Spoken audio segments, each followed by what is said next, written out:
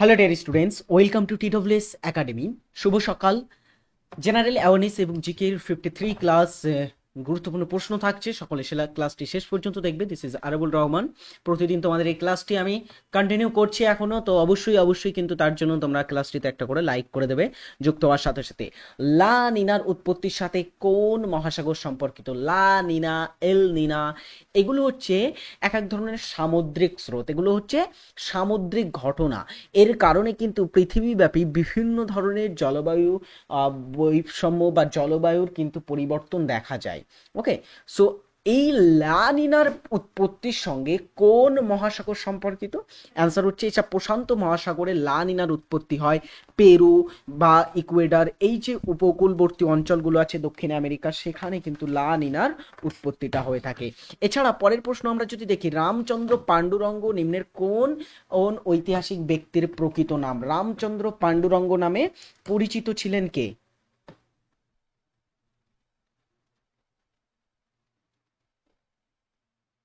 দ্রুত করো।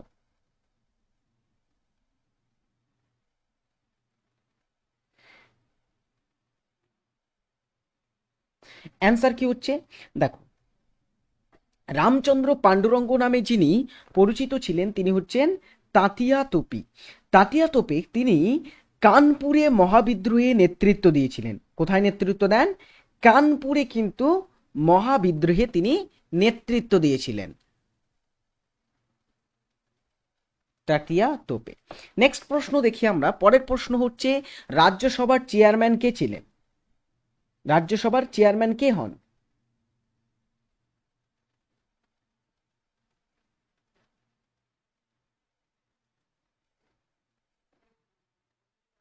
দ্রুত। রাজ্যসভার চেয়ারম্যান হয়ে থাকেন যিনি, তিনি উপরাষ্ট্রপতি রাজ্যসভার চেয়ারম্যান হন। পদাধিকার বলে ধারা 64 অনুসারে, ধারা 64 অনুসারে তিনি রাজ্যসভার চেয়ারম্যান হন। কিন্তু তিনি একটা জিনিস মনে রাখবে, রাজ্যসভার কিন্তু সদস্য নয়। রাজ্যসভায় সর্বোচ্চ 250 জন সদস্য থাকতে পারে, তার মধ্যে কিন্তু রাজ্যসভা সদস্য হিসাবে উপরাষ্ট্রপতি থাকেন না। উপরাষ্ট্রপতি তিনি আলাদাভাবে কিন্তু তিনি নিযুক্ত হয়ে থাকেন। তিনি ওই কক্ষের সদস্য না হয়েও ওই কক্ষের চেয়ারম্যান। পশ্চিমবঙ্গের সেবকের করোনেশন ব্রিজটি কোন নদীর উপর অবস্থিত? সেবকের করোনেশন ব্রিজ, এটা কোন নদীর উপরে আছে? আচ্ছা, এই ব্রিজটা একটা কিন্তু আমাদের পশ্চিমবঙ্গের নদীর উপরে আছে। কোন নদীর উপরে? তিস্তা নদীর উপরে। এবং এই সেবকের করোনেশন ব্রিজটা তিস্তা নদীর উপরে অবস্থিত। এটা দার্জিলিং ডিস্ট্রিক্ট, দার্জিলিং ও কালিম্পংকে যুক্ত করে।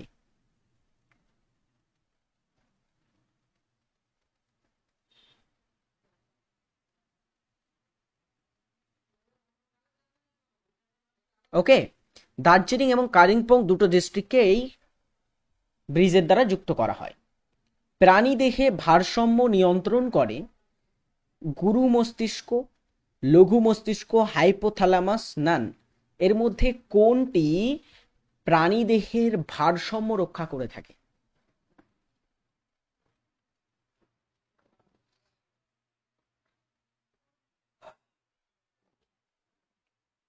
প্রাণীদেহে ভারসাম্য রক্ষা করে লঘু মস্তিষ্ক।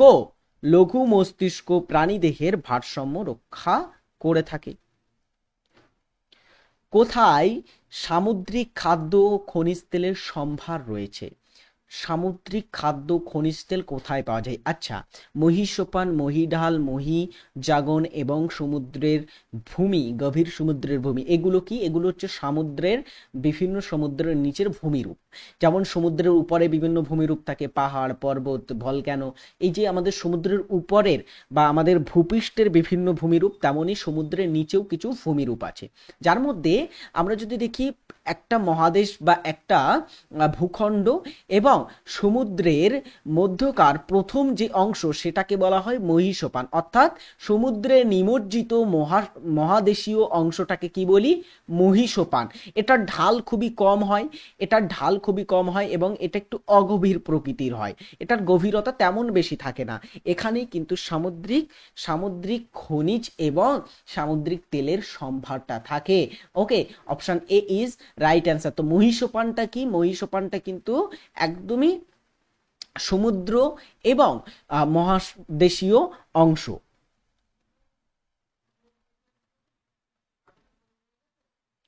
ক্রায়ো সংরক্ষণে ব্যবহৃত হয় নিম্নের কোনটি?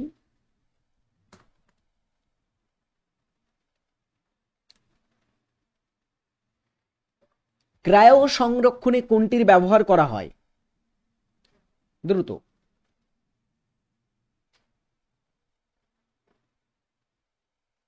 অ্যান্সার কি হচ্ছে? ক্রায়ো সংরক্ষণে ব্যবহার করা হয় তরল নাইট্রোজেন। নিম্নের কোনটি একটি ওয়েব ব্রাউজার নয়? গুগল, সাফারি, ফায়ারফক্স, ওপেরা, এর ভিতরে কোনটি ওয়েব ব্রাউজার নয়?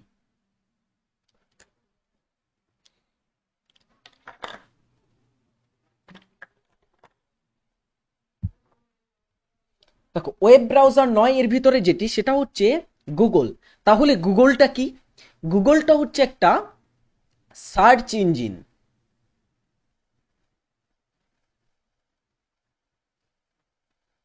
সার্চ ইঞ্জিন হচ্ছে গুগল। ওকে,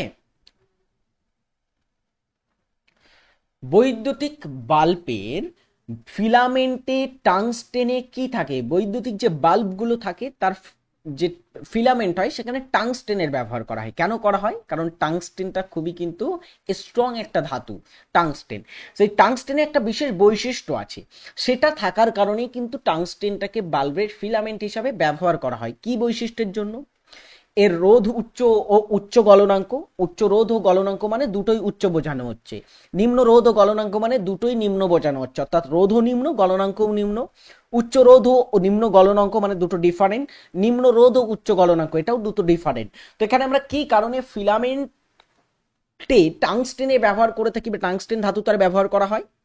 সেটা হচ্ছে এটার রোধও উচ্চ হয়, গলনাঙ্ক কিন্তু খুবই উচ্চ প্রকৃতির হয়ে থাকে। উচ্চ রোধ, উচ্চ গলনাঙ্ক। অশ্বঘোষ কার রাজসভার পণ্ডিত ছিলেন?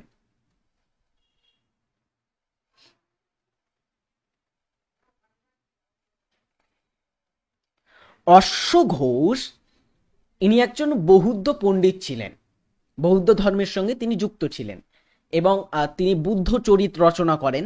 তার একটা গ্রন্থ হচ্ছে বুদ্ধ চরিত, এর রচয়িতা তিনি।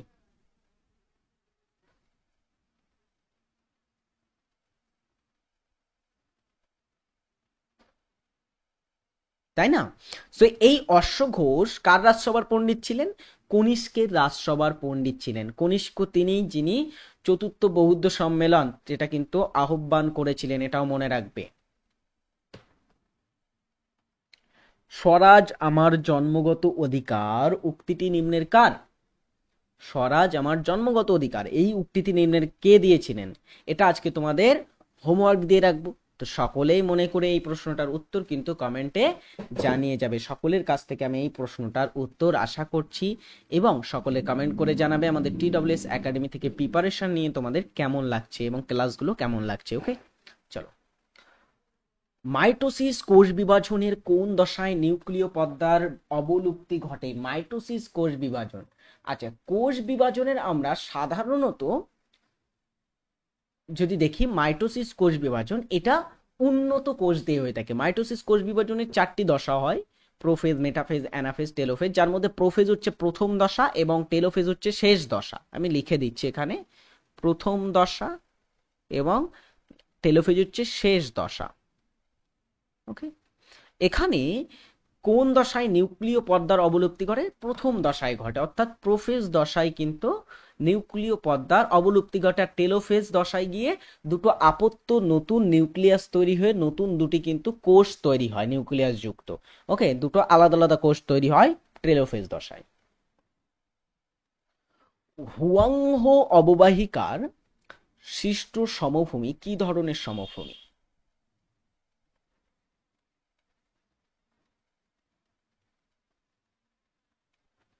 হুয়াংহো অববাহিকা আছে কোথায়? এটা চীনে আছে, চীনের হুয়াংহো অববাহিকা। এটা কি ধরনের অববাহিকা? লোয়েস সমভূমির উদাহরণ। এটা কি ধরনের সমভূমি? লোয়েস সমভূমি। আচ্ছা, লোয়েস মানে কি? লোয়েস মানে হচ্ছে, লোয়েস শব্দের অর্থ হচ্ছে স্থানচ্যুত, স্থানচ্যুত বালি, অর্থাৎ একটা স্থান থেকে অন্য স্থানে স্থানান্তরিত হওয়া বালি। সো চীন এবং মঙ্গোলিয়া অঞ্চলে, চীন মঙ্গোলিয়া অঞ্চলে একটা মরুভূমি আছে যেটার নাম হচ্ছে গোবি মরুভূমি। গোবি মরুভূমি। সেই গোবি মরুভূমিতে, গোবি মরুভূমি, সেই গোবি মরুভূমি অঞ্চল থেকে স্থানচ্যুত বালিগুলো এসে হুয়াংহো অববাহিকায় জমা হয়ে লোয়েস সমভূমি সৃষ্টি করেছে। এটা কিন্তু বায়ু দ্বারা গঠিত একটা সমভূমির উদাহরণ।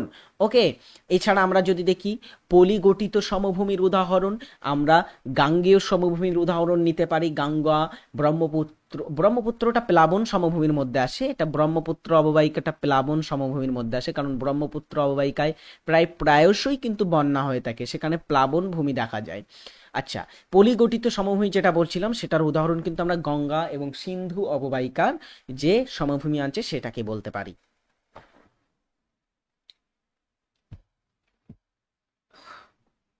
Indian institute of soil science এর সদর দপ্তর কোথায় অবস্থিত?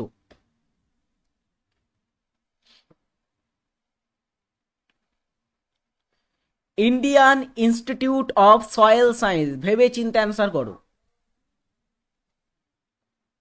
এটার হেডকোয়ার্টার ভোপালে অবস্থিত। ভোপালটা মধ্যপ্রদেশের রাজধানী। চলো, জাতিপুঞ্জের কোন শাখাটি শিশুদের কল্যাণ কাজের সাথে যুক্ত? এখানে কয়েকটি জাতিপুঞ্জের বা ইউনাইটেড নেশনস, জাতিপুঞ্জ মানে ইউনাইটেড নেশনস, তো ইউএন, ইউএন মানেই সেটা জাতিপুঞ্জের সহযোগী সংস্থা। সো এখানে জাতিপুঞ্জের কোন সংস্থাটি শিশুদের কল্যাণের সাথে যুক্ত? Option A UNESCO. আচ্ছা, ইউনেস্কোর পুরো কথাটা আমরা যদি দেখি, ইউনাইটেড নেশনস, আচ্ছা, United Nations Educational, Scientific and Cultural Organization, ইউনেস্কোর পুরো কথা। ইউএনএইচআরসি মানে ইউনাইটেড নেশনস হাই কমিশন, তোমার হচ্ছে, হ্যাঁ, ইউনাইটেড নেশনস, এক minute, UNHRC I think,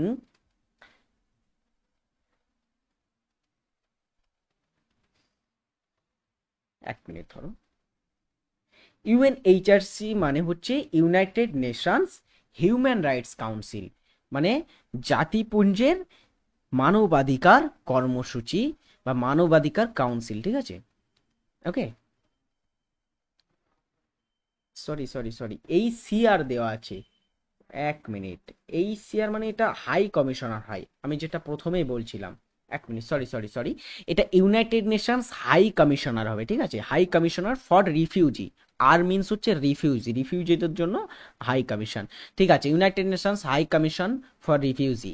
UNICEF হচ্ছে United Nations international children emergency fund.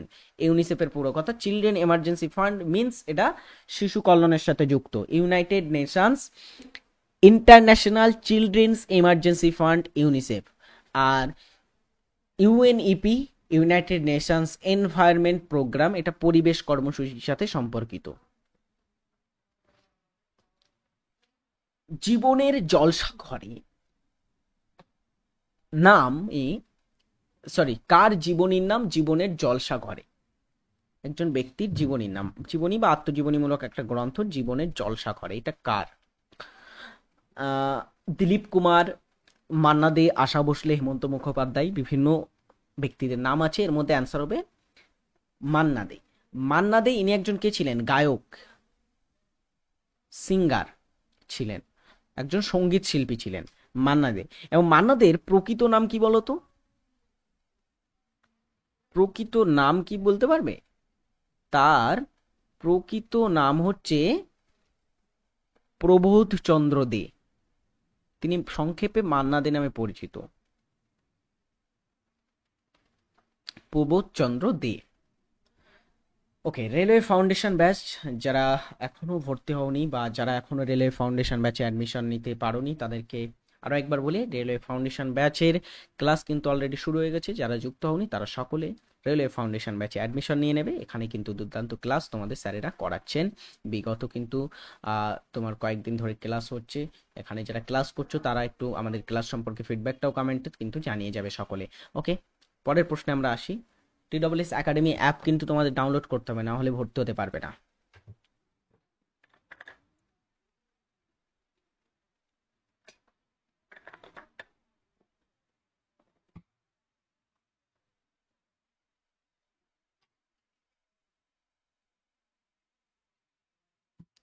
Krishnanagar শহর কোন নদীর তীরে অবস্থিত? কৃষ্ণনগর, যারা নদিয়া থেকে ক্লাস দেখছো, নদিয়া, তারা তো একদমই বলতে পারবে কৃষ্ণনগর আছে নদিয়ায়। কৃষ্ণনগর কোথায়? জলঙ্গি নদীর তীরে আছে কৃষ্ণনগর। ভারতে জাতীয় উদ্যান কয়টি? ভারতে মোট কয়টি জাতীয় উদ্যান আছে টোটাল? অল ইন্ডিয়া যতগুলো কেন্দ্রশাসিত অঞ্চল অথবা যতগুলো তোমার রাজ্য আছে তার মধ্যে 28টি রাজ্য এবং 8টি কেন্দ্রশাসিত অঞ্চল, এর মধ্যে কতগুলি জাতীয় উদ্যান অবস্থিত আছে? আছে কতগুলি? 106টি জাতীয় উদ্যান আছে টোটাল অল ভারতে। তাহলে পশ্চিমবঙ্গে কতগুলি আছে বলো তো? পশ্চিমবঙ্গে কয়টি জাতীয় উদ্যান আছে?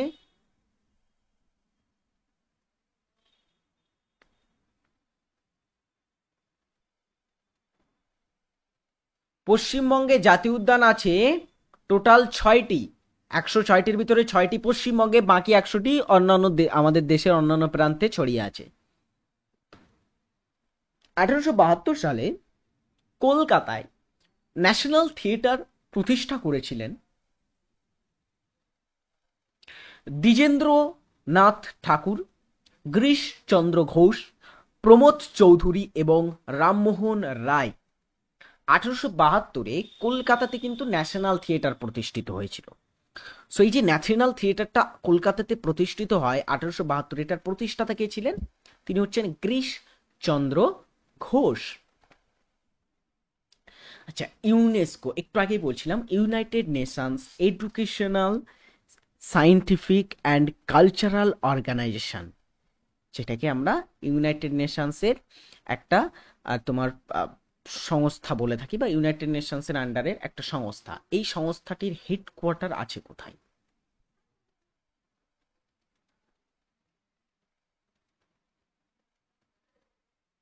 এটা সদর দপ্তর অবস্থিত প্যারিসে।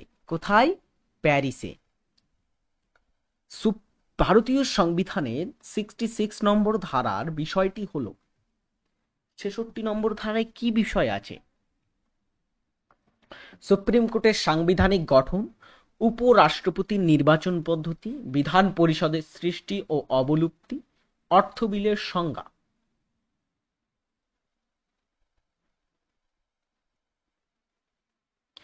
ভারতীয় সংবিধানের ধারা 66 কোনটির সাথে জড়িত? সুপ্রিম কোর্টের সাংবিধানিক গঠন কোন ধারায় আছে? এখানে অ্যান্সার হবে উপরাষ্ট্রপতির নির্বাচন পদ্ধতিটা 66 ধারার সঙ্গে সম্পর্কিত। 63 ধারাতে আমাদের ভারতে একজন উপরাষ্ট্রপতি থাকবেন তা বা তার উপস্থিতি সম্পর্কে বলা হয়েছে।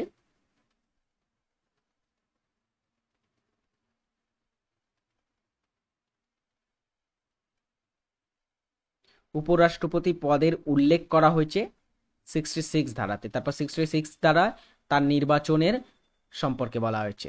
আচ্ছা, ঠিক সিমিলারলি যদি তোমরা 55 ধারায় যাও তাহলে 55 ধারাতে রাষ্ট্রপতির নির্বাচন আছে। রাষ্ট্রপতির নির্বাচন, এটা 55 ধারায় আছে। ওকে, সো এখানে দেখো সুপ্রিম কোর্টের সাংবিধানিক গঠনটা কোন ধারায় আছে? সুপ্রিম কোর্টের গঠন আছে 142 ধারা, 142 ধারাতে। ওকে, আরেকটা হচ্ছে বিধান পরিষদের সৃষ্টি অবলুপ্তি। বিধান পরিষদ অঙ্গরাজ্য যে আমাদের স্টেট আছে, স্টেটের যে আইনসভা আছে সেটার উচ্চ কক্ষকে বিধান পরিষদ বলে। এবার বিধান পরিষদের সৃষ্টি অবলুপ্তি কোথায় আছে? 169 ধারা, 169 ধারাতে।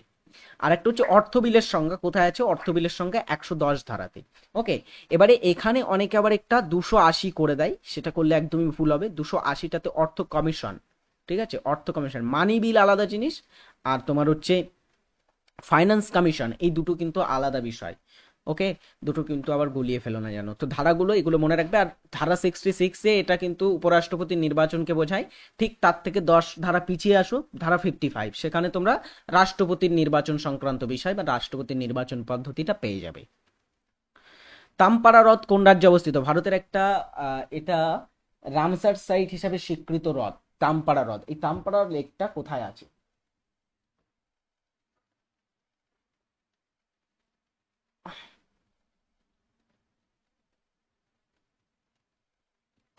তামপারা লেকটা অবস্থিত ওড়িশা রাজ্যে। একটি পরমাণুর কে কক্ষে সর্বোচ্চ কত সংখ্যক ইলেকট্রন থাকতে পারে? কোনো পরমাণুর, সাধারণত একটা পরমাণুর যে অণুগুলো হয়ে থাকে বা পরমাণুর যে ইলেকট্রন, প্রোটন এবং নিউট্রন থাকে, এর মধ্যে পরমাণুর নিউক্লিয়াস যেটা থাকে সেখানে প্রোটন এবং নিউট্রন থাকে। আর ইলেকট্রনগুলো কি হয়, তার বাইরে বিভিন্ন কক্ষ থাকে, সেই কক্ষতে ঘুরতে থাকে। এখানে দেখো বাইরের কক্ষে কে কক্ষ বলে একটা কক্ষ পাবো, যেটা হচ্ছে প্রথম কক্ষ। নিউক্লিয়াসের বাইরের প্রথম কক্ষ কোনটি? সেটা হচ্ছে কে কক্ষ। তারপরে কে এর পরে এল, তারপরে এম কক্ষ, এরকম কক্ষ থাকে। এবারে কে কক্ষে সর্বোচ্চ কিন্তু দুইটো ইলেকট্রন থাকতে পারে। এল কক্ষে 8টি, বাকিগুলো সবই কিন্তু ক্যাপাসিটি 8টি করেই থাকে। তো এখানে দুটো হচ্ছে কে কক্ষে সর্বোচ্চ ইলেকট্রন থাকতে পারে, বা পরমাণুর প্রথম কক্ষে কিন্তু দুটো ইলেকট্রন থাকতে পারে। নিম্নের কে ভারতের সর্বোচ্চ বেসামরিক সম্মান ও পাকিস্তানের সর্বোচ্চ সম্মান, বেসামরিক উভয়, মানে পাকিস্তানের সর্বোচ্চ বেসামরিক সম্মান উভয় সম্মানে সম্মানিত হয়েছে? আরো একবার আমি প্রশ্নটা পড়ছি। কে ভারতের সর্বোচ্চ বেসামরিক সম্মান ও পাকিস্তানের সর্বোচ্চ বেসামরিক সম্মান উভয় সম্মানে সম্মানিত হয়েছেন? যেমন ভারতের সর্বোচ্চ বেসামরিক বা সর্বোচ্চ যদি আমরা সিভিলিয়ান অ্যাওয়ার্ড বা সিভিলিয়ান তোমার অনার বলে থাকি, সেটা কি? সেটা হচ্ছে ভারত রত্ন। ভারতে কি? ভারত রত্ন। তাহলে পাকিস্তানের সর্বোচ্চ তোমার সর্বোচ্চ বেসামরিক সম্মানটির নাম কি? সেটাও আমাদের জানতে হবে। সেটার নাম হচ্ছে নিশান ই পাকিস্তান। নিশান ই পাকিস্তান। এই দুটো সম্মানেই ভূষিত হয়েছিলেন আমাদের ভারতের প্রাক্তন প্রধানমন্ত্রী মোরারজি দেশাই। ইনি ভারতের প্রথম অকংগ্রেসি প্রধানমন্ত্রী হয়েছিলেন 1976, 1977 সালে ভারতের প্রথম অকংগ্রেসি প্রধানমন্ত্রী হিসাবে শপথ নিয়েছিলেন মোরারজি দেশাই। ওকে, এবং তিনি এই দুটো সম্মান পেয়েছিলেন। ইউনেস্কো এর বিশ্ব ঐতিহ্যবাহী স্থান যন্তর মন্তর কোথায় অবস্থিত? যন্তর মন্তর, এটা কি বলতো? এটা প্রাচীন যুগে জ্যোতির্বিদ্যা অধ্যয়নের জন্য বিশেষ করে এই যন্তর মন্তরগুলোকে তৈরি করা হয়েছিল। এটা অনেক জায়গায় আছে, জয়পুরে আছে যন্তর মন্তর, রাজস্থানের অনেক জায়গাতে আছে, দিল্লিতে আছে। দিল্লির যে যন্তর মন্তর সেটা কিন্তু ইউনেস্কো ওয়ার্ল্ড হেরিটেজ সাইটের স্বীকৃতি পেয়েছে। সো এখানে option C is right answer. Next প্রশ্নটা দেখি আমরা। প্রতি বছর কবে জাতীয় ডেঙ্গু দিবস পালিত হয়? জাতীয় ডেঙ্গু দিবসটা কবে পালিত হয়? 16ই মে জাতীয় ডেঙ্গু দিবস। ভারতের প্রথম পরমবীর চক্র প্রাপকের নাম কি? আচ্ছা, পরমবীর চক্রটা যেমন আমি বলছিলাম ভারতের সর্বোচ্চ বেসামরিক সম্মান ভারত রত্ন, তেমনি পরমবীর চক্র হচ্ছে ভারতের ভারতের সর্বোচ্চ সর্বোচ্চ সামরিক সম্মান, অর্থাৎ সামরিক ক্ষেত্রে দেওয়া সর্বোচ্চ সম্মানের নাম কি? সেটা হচ্ছে পরমবীর চক্র। এটা প্রথম ভারতীয় হিসাবে কে পান? মেজর সোমনাথ শর্মা। 1950-এ এটা প্রথম প্রদান করা হয়েছিল। ওকে, নিম্নের কোন রাজ্যটি লেজিসলেটিভ কাউন্সিল নেই? লেজিসলেটিভ কাউন্সিল মানে কি বোঝানো হচ্ছে? বিধান পরিষদকে বোঝানো হচ্ছে। বিধান পরিষদ, একটু আগেই আমি বলেছি বিধান পরিষদ সম্পর্কে। বিধান পরিষদ ধারা 169, 169 নম্বর ধারা। সো সেই অনুযায়ী বিধান পরিষদ আমাদের ভারতে 6টি রাজ্যে আছে। কি কি রাজ্য? তেলেঙ্গানাতে আছে, মহারাষ্ট্রে আছে, কর্ণাটকে আছে, বিহারে আছে, উত্তরপ্রদেশে আছে এবং অন্ধ্রপ্রদেশ রাজ্য, এই রাজ্যগুলোতে আছে। কিন্তু পশ্চিমবঙ্গে নেই, পশ্চিমবঙ্গে এটা নেই। পশ্চিমবঙ্গে পশ্চিমবঙ্গে ছিল একটা সময়, 1969 সালে এটাকে বিলুপ্ত করা হয়।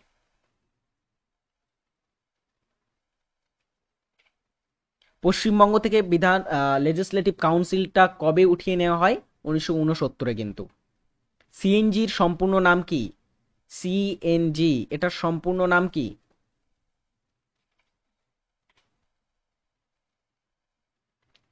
সিএনজির সম্পূর্ণ নাম হচ্ছে compressed natural gas. Compressed natural gas. ভারতে প্রথম নিপা ভাইরাস ধরা পড়ে কোন রাজ্যে?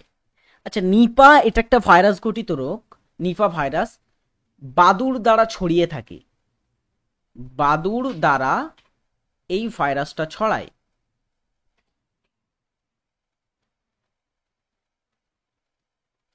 ওকে, সো এই ভাইরাসটা প্রথম কোন রাজ্যে ধরা পড়ে? সেটা কেরল রাজ্যে কিন্তু প্রথম নিপা ভাইরাসটা ধরা পড়ে। সিধু কানুর নাম কোন বিদ্রোহের সঙ্গে জড়িত? সিধু কানু, খুবই সহজ প্রশ্ন। সিধু কানু কে ছিলেন? এখানে বিভিন্ন উপজাতি বিদ্রোহের নাম দেওয়া আছে। সাঁওতাল বিদ্রোহ কবে হয় বলতো? সাঁওতাল বিদ্রোহ 1855-তে হয়েছিল সাঁওতাল বিদ্রোহ। সো 1855 সাঁওতাল বিদ্রোহে সিধু কানু নেতৃত্ব দিয়েছিলেন। ওকে ডিয়ার স্টুডেন্টস, আজকের ক্লাসটি আমি এখানেই এন্ড করছি। যারা ক্লাসটি শেষ পর্যন্ত দেখেছিলে কমেন্ট করে সকলে জানাও যে ক্লাসটি কেমন লাগলো। ভালো লাগলে সকলে কিন্তু একটা করে লাইক করে দেবে ক্লাসে। আর যদি আমাদের এখনো যারা রেলওয়েকে, এনটিপিসিকে টার্গেট করছো বা রেলওয়ের বিভিন্ন পরীক্ষাকে টার্গেট করছো, তাদের জন্য আমি সাজেস্ট করব রেলওয়ে ফাউন্ডেশন 2 ব্যাচটা, যেটাতে কিন্তু খুবই সুন্দর, সেখানে তোমার বেসিক যাদের ক্লিয়ার নেই বেসিকটা ক্লিয়ার করানো হবে, তার সঙ্গে প্র্যাকটিস, পিআইকিউ সবই কিন্তু প্র্যাকটিস করানো হবে সেখানে। সো যারা যুক্ত হতে চাও তারা অবশ্যই TWS একাডেমি অ্যাপটাকে ডাউনলোড করবে ফার্স্ট, তারপরে তোমার রেজিস্ট্রেশন কমপ্লিট করে তোমরা যুক্ত হয়ে যাবে। ভালো থাকবে সকলে, টাটা, বাই।